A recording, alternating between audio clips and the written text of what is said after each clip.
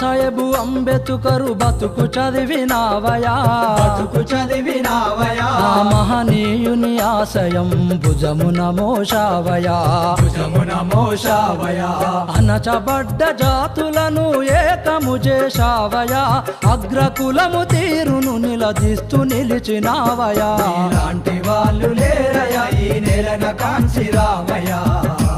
మనువాద కోట పునాదులను కూల్చిన మహారాజువయ్యా బహుజన పిత నీవయ మా భవిష్యతైనావయ బహుజన రాజాధికార దారులు వేశావయా